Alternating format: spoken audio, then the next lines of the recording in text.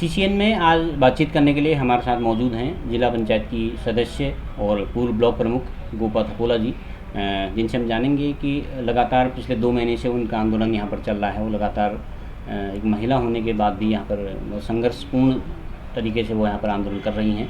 उनसे जानेंगे कि आंदोलन की अभी तक का परिणाम क्या है और आगे की उनकी रणनीति क्या है। प्रमुख जी, आपका स्वागत है हमारे चैनल में। धन्यवाद पांडे जी। प्रमुख जी, पिछले 2 महीने से आपका आंदोलन लगातार चल रहा है, कोई ऐसा समस्या को समाधान नज़र नहीं आ रहा है, तो ऐसे में क्या अभी आपकी कोई उम्मीद ऐसी बची है कि या आपको लगता है कि आंदोलन किस दिशा में जा रहा है, सही जा रहा है? अब वास्तव में हमारा आंदोलन काफ़ी लंबा चल गया है, इसने 60 दिन भी पार कर दिए हैं। 2 महीने से ज़्यादा का समय हमारा यहाँ पर हो चुका है। तो आशा की किरण तो मैं कहूँगी कि आशा तो इन लोगों से नहीं रही, क्योंकि आशा बहुत बड़ी मांग नहीं थी, बहुत बड़ी परेशानियां नहीं थी, जो अगर अपने लोभ लालच को त्याग दिया होता तो ये समाधान हो गया होता।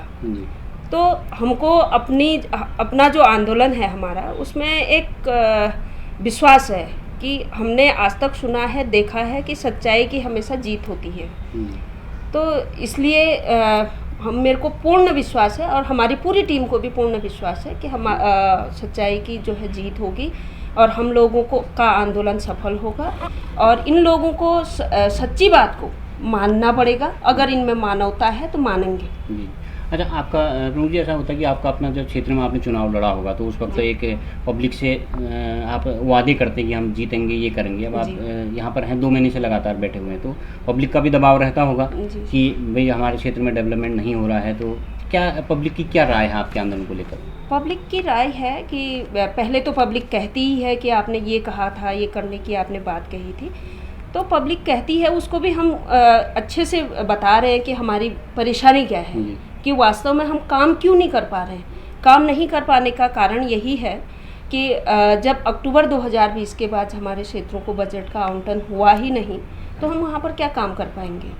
और पब्लिक का कहना है कि आप अगर हमारे क्षेत्र के मुद्दों को लेकर अपने घर को त्याग कर इतना 63 दिन तक आप बैठ सकती हैं, तो आपके लिए हम भी, जब आप कहते हैं तब हम आपके लिए आने के लिए, आपके समर्थन में आने के लिए हम लोग तैयार हैं। आपके का मतलब है अपना समर्थन है, क्षेत्र की अपनी समस्याएं हैं, उनके समर्थन में आने के लिए वो तैयार हैं। 2 महीने से लगातार यहाँ पर बैठे हुए हैं, तो एक 6 यहाँ पर महिलाएं हैं, कुल 9 सदस्य हैं। एक महिला होने के नाते एक ये बड़ा मुश्किल होता है कि आपको घर परिवार भी चलाना है, समाज भी देखना है, राजनीति भी देखनी है, लोगों को संतुष्ट भी करना है, और आंदोलन की एक जो अलख आपने जगाई है, इसको भी जलाए रखना भी एक मजबूरी हो जाती। तो कैसे ये सब कुछ मैनेज, घर परिवार से समाज कैसे मैनेज करती हैं? कितनी दिक्कतें आती हैं कहने का? दिक्कतें मैं कहूँगी कि महिला का जो जीवन है, जो लड़की का जीवन होता है, तब से ही वो संघर्ष करती है। जैसे अपना परिवार छोड़ के आती है, उसके बाद ससुराल में 2 घरों को अपना बनाती है, 2 परिवारों में आपसी संबंधों से जोड़ती है, तो कहीं ना कहीं वो परेशानियों को फेस करती है वहाँ पर भी।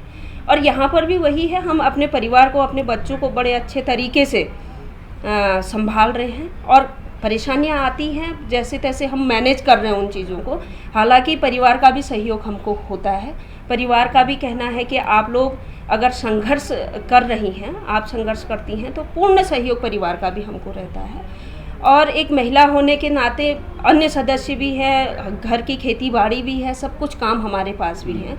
तो उससे मैं मानती हूँ कि कहीं ना कहीं जब हम राजनीति में आए हैं तो हमने एक प्रण किया था, एक सोच थी हमारी कि हम समाज के लिए कुछ कर पाए। अपना जीवन यहाँ पर आना, मनुष्य योनि में आना बहुत बड़ी बात नहीं होती। मनुष्य योनि में आकर आप कुछ कर जाएं अपने समाज के लिए, वो मायने रखता है। अध्यक्ष यहाँ पर एक महिला बनी, तो आपको तब लगा था कि महिला हैं तो कुछ हमारी वो सुनेंगी, और अब किस तरह का फील आप करती हैं? उनकी तरफ से रिस्पॉन्स कैसा आपका रहता है? उनका काफ़ी खुशी हुई थी, और माननीय अध्यक्षा जी यहाँ पर महिला हैं, और मैं कहूँगी कि वो मेरे मायके के क्षेत्र से भी आती हैं, तो मेरे को काफ़ी खुशी थी कि यार मेरे क्षेत्र की महिला हैं और जनपद की पहली महिला भी वो हैं। और सबसे पहले वो मेरे को ही नहीं पहचाना उन्होंने, चलो उसमें तो कोई, मैं ये नहीं मानूंगी कि उन्होंने क्यों नहीं पहचाना, क्या कारण थे। तो मैं आशा तो थी कि अध्यक्ष महिला हैं और खासकर महिलाओं की सुनेंगी और महिलाओं के मुद्दों को उठाएंगी, महिलाओं को आगे बढ़ाने के लिए प्रयास करेंगी, सदन में भी महिलाओं को जो है अच्छी स्थिति में वो लाएंगे। मगर अब मेरे को लगता है कि महिलाओं को 62-63 दिन तक एक जगह बिठा दिया है, तो मेरे को उनमें महिला वाले गुण कम दिखते हैं। आपने वाहन की नीलामी को लेकर सवाल खड़े करे थे, जी। तो आपने कहा था कि 1 लाख बहुत कम कीमत इसकी लगा दी, लेकिन जब वो नीलामी हुई तो वो तो बहुत अच्छी कीमत पर चले गया। तो आपको लगता नहीं कि आपका विरोध कोई गलत था या नाजायज़ था? जी, आपका कहना ठीक है, क्योंकि ये बातें प्रचारित भी हो रही है कि विरोध किया था, गलत विरोध था, अच्छी इनकम हो गई है। ये कहना ये इस तरीके की बात भी हो रही थी। अगर ये विरोध नहीं होता, अगर हम लोग इसको उजागर नहीं करते, आपके चैनलों के माध्यम से, अन्य माध्यमों से हम लोग जनता को नहीं बताते, तो इतने लोग उसमें प्रतिभाग नहीं कर पाते नीलामी में, और अच्छी खासी बोली उसकी नहीं लग पाती। और उसका श्रेय मैं तो कहूँगी कि आंदोलन को देना चाहिए, क्यों नहीं तो वो सीमित हो जाता ना, सीमित लोगों तक ही वो बिल्कुल उसी में जाता है, 1-1.5 लाख तक वो में जाती गाड़ी। प्रमुख जी, आपके आंदोलन के बीच में कुछ चीज़ें ऐसी भी घटित हुई, जैसे कर्मचारियों का तबादला हुआ, कुछ नए एएमए आए हैं, कुछ नहीं भी आए, फिर यहाँ से डीपीआरओ को चार्ज हुआ है, तो आप इन बदलाव को कैसे देखती हैं? देखिए, सबसे पहले तो जो इन्होंने जो एएमए थे यहाँ पे, तो जो बर्थवाल जी थे, बर्थवाल जी के टाइम पर क्या हुआ था कि जब तक उन्होंने सदन में सहमति नहीं बनाई, तब तक उन्होंने बजट का आवंटन नहीं किया था। उनके ट्रांसफ़र का कारण भी वही था कि क्योंकि ये हमारी बात नहीं मान रहे, तो वो उनको जो है यहाँ से ट्रांसफ़र उनका कराया गया। उसके बाद जो सुनील कुमार जी यहाँ पर आए, तो जब तक वो इनके मन की बात में सहमत थे और सदन को नहीं मान रहे थे, तब तक तो वो चल रहे थे। जब उन्होंने लिख के दिया कि हम असमर्थ हैं, जब तक सदन सहमत नहीं होगा तो हम कोई भी कार्य नहीं कर पाएंगे, जब उन्होंने लिख के दिया तो 4 अधिकारियों ने उसमें, अधिकारी कर्मचारियों ने साइन किए थे। उसमें अकाउंटेंट थे और करम्याल जी थे उसमें, और अधिशासी अभियंता ये हमारे कोटियाल जी थे। तो इन लोगों ने दिया था, तो तीनों का ट्रांसफ़र कर दिया, क्योंकि वो उनकी अपेक्षाओं के अनुरूप कार्य नहीं कर रहे थे, इसलिए उनका जो है ट्रांसफ़र कर दिया। जो चौथे अधिकारी थे हमारे, उनको रखा गया है यहाँ पर, उसका भी आप समझ सकते हैं। एक कनिष्ठ अभियंता होने के बाद वो गाड़ी की नीलामी अपना कर रहे हैं, तो आप समझ सकते हैं उनका यहाँ रहने का क्या कारण है।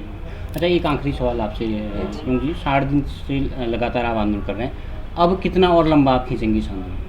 इस आंदोलन का उद्देश्य स्पष्ट है। जब तक हमारी मांग नहीं मानी जाएगी, हम लोग जो लड़ रहे हैं एक मजबूत पंचायत को बनाने के लिए, पंचायतों के जो अधिकार हैं वो पंचायतों को मिले, और जो पंचायती राज एक्ट में जो अधिकार प्रदत्त है हमारी पंचायतों को, उसके अनुरूप कार्य हों, उसके लिए हम लोग लड़े हैं। और हमारे साथ पूरे उत्तराखंड के सभी पंचायतों ने हमको समर्थन दिया है।